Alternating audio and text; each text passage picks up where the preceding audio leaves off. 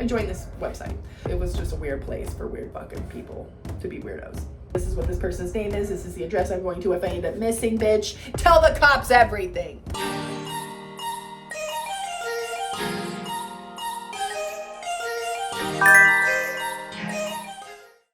Hey castles, welcome back to my channel.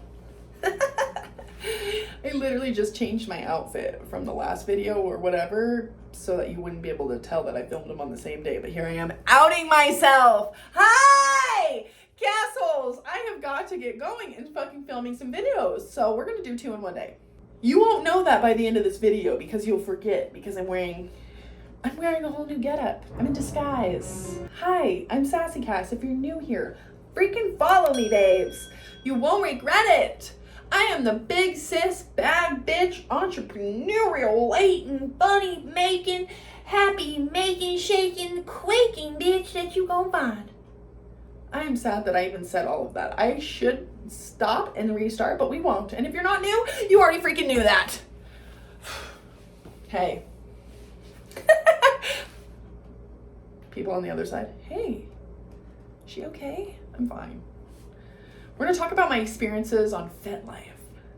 This is gonna be a good one, baby. Buckle up. I've got a good story for you. Okay, Fetlife. What is it?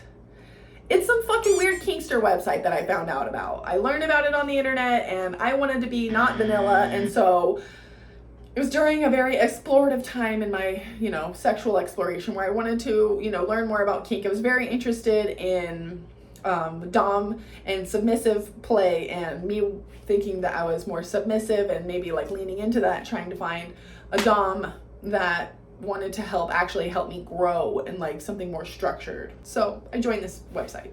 I already knew to be very skeptical about it because I had seen and heard things on the internet that it was just a weird place for weird fucking people to be weirdos. A couple of people, well, first of all, you're an attractive female on this app. The influx of messages I got on here. So I'm just like reading through some of the messages, you kind of, when you go into the app, you put like what you're searching for. So I was searching for a dom, and so I'm getting messages from all these doms that think that they can fucking dominate me 2 seconds into the internet. I find out that there's a couple of, and it helps you find people in your area, mind you, and they have events and things like that, whatever. The men that are messaging me are kinksters in my area, right? So this guy messages me, we'll call him Tom. I literally can't remember this man's life to save my name. I can't remember this man's name to save my life. Whoa! Okay. I can't remember this man's shit, Okay, so Tom messages me and we're kind of chatting back and forth, and he's talking about how I was into getting spanked. Oh my God, I'm outing myself right now. I like to get spanked. Fuck. Okay, so I wanted to be spanked by this man, and he was very into like a daddy baby girl type of situation, and I didn't realize that until I was in the middle of what I'm going to tell you later. So I meet this man on the internet, we kind of talk a little bit, and he works down on the strip, and I don't know, I got a wild hair in my ass, I guess, one night, and he had like messaged me late in the middle of the goddamn night and was like, come over, I'm getting off work and you should just come stay the night. He was really nice. So I'm telling my friend, at the time I was friends with this dumb bitch, and, we used to let each other know when we were about to put each other in potentially dangerous situations, and, this is what this person's name is, this is the address I'm going to if I end up missing, bitch. Tell the cops everything. Type shit. So I'm letting her know where I'm going. She's like, oh my God, tell me how it is, blah, blah, blah, talk to you later, right? So I show up at this man's house in the middle of the night. I come in, he's got a sweet dog, so unassuming, and this man was handsome, very well shaven, clean cut. And he takes me into his room and we start playing, right? He knows that I'm into getting spanked, so he wants me to call him daddy or sir or some fucking shit. I can't remember. He wanted me to thank him every time he gave me a spanking or some shit like that, which is fine, I'm into it. But he kept being like, don't make any noise, little girl. Like, I'm a noisy bitch. I'm gonna make some motherfucking noise. So I was making some noises. He'd say, be quiet, little girl. Who the fuck are you calling little girl? I'm a 5'10" woman, weighs 180 pounds maybe at the time. The fuck are you talking about? So I'm into it, but he's like, I find out throughout this night, I'm pretty sure we went for hours. And we didn't fuck. He didn't stick his wiener in me one time. He was literally spanking the shit out of me and then like orgasm, like doming me. It was like using his fingers. I've never had anybody use their hands the way this man had, but he was like playing with my oversensitivity of the clitori, okay? Do you understand? He touched my clitoris until I was like, please no! Type shit. Trying to make him stop.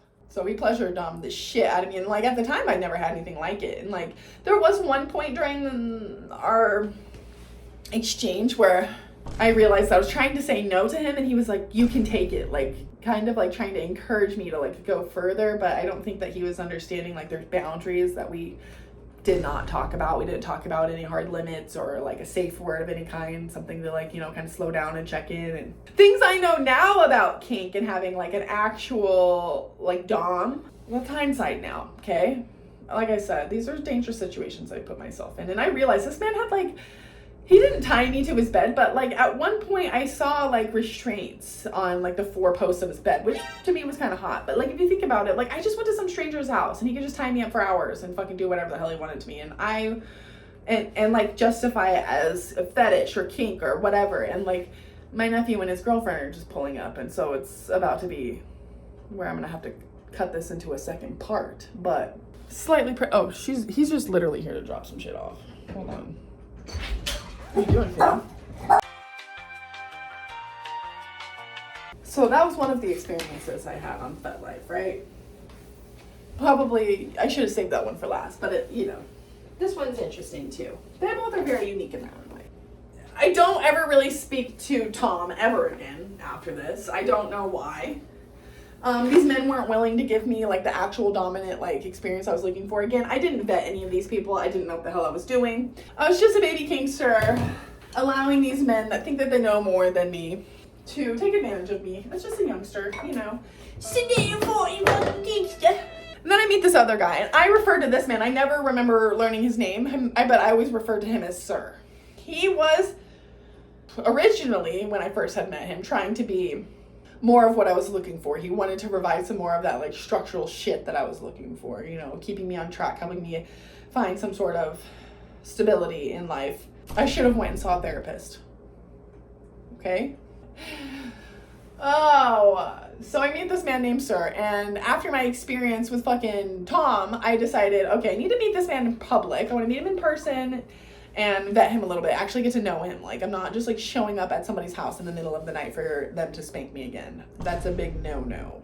So here I am trying to vet this man. We meet up for coffee near my house, and we spend some time together, and he seems okay. He's kind of short, so I wasn't like physically attracted to him necessarily, and so I think that was part of the reason why I, you know, gave this man a hard time part of the time that I knew him. But I just really wanted to make sure that he was like, you know, more invested than the other guy and had more. I don't know why I hate talking about this shit, but here I am. Okay. So Sir and I meet a couple of times for coffee, and then we're texting, and we're planning another outing together because I'm not ready to just we're not playing. Nope. I won't do that again. I felt some type of way about letting freaking Tom touch me and fiddle me and fucking do crazy shit to me for hours on end, and I could have been fucking just snatched up and sent into a hole in the ground. You know? This is how people get killed. You know? Shit like this. Sir blocks me because up to this point, Sir and I are texting iPhone to iPhone. And then Sir suddenly his text messages start going green. And I'm like pissed. I'm like annoyed because we literally had plans that day or later that day for a date. And I had messaged him about like, hey, like, when do you want to meet up, or we're still on for later, or, you know, just some sort of check-in type message I had sent him. He ghosts me for months, and then randomly will just like message me like, hey, I haven't replied in months to this man. I'll get like every 6 months a like, hey type message from this fucking jackass that randomly unblocked me after we were supposed to go on a date. Like, what the hell happened? Like, you're trying to be my dominant, trying to be a leader of some kind in my life, and you know, you want me to submit to you, and you're not displaying like proper communication skills. That's a red flag for me. So, you know, it goes like months where he's like, hey, every few months, like trying to like reach out to me, and at one point I finally was like, what's up? How are you? Oh, hey, I'm really good. And I had to be like, oh yeah, I moved home and I don't even live in Vegas anymore, and you know, I was actually kind of butthurt that you blocked me right before we were supposed to go out. And he just like tried to like totally gaslight me about the situation. And I was like, no, you And then he said something like, really wish that we could have been something together and worked something out, blah, blah, blah. I'm like, we tried. You literally blocked me a day before we went on a date, the day of a date. So I'm not sure why you're pissing and moaning at me about it, but babe, this is your own fucking fault. Like, you have no communication skills, and that would have gone a lot further than just fucking blocking me and ghosting me. And I get it. Sometimes people fucking change their minds or whatever, but don't fucking ghost me and then fucking come back a few days later. Literally just tell me. It's okay. You know, I'm a grown up. I can handle the fucking rejection, all right? It sucks, but I can handle it. So these two men put me in very interesting situations where I was disrespected, if you will. Tom, man number one. Lots of red flags there. Shouldn't have met that man in the middle of the night. Should have tried to get to know him a little bit better and see if, you know, before, you know, just letting him have his way with me. And so, yeah.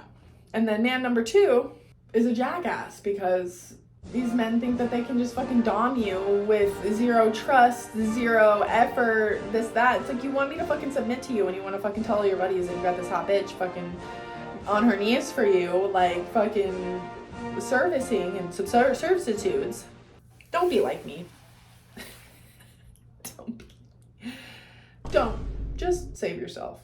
And don't get on that website, okay?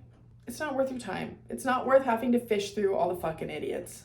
You're better off just putting that you're into kink in your profile on Tinder or something, you know? Because you don't have to go fish through a bunch of creepos and weirdos through that app, because I don't know how you would fucking determine whether or not they're like high quality individuals. And so if you're already on Tinder, you might as well just do it there instead, you know? I hope this was a good story.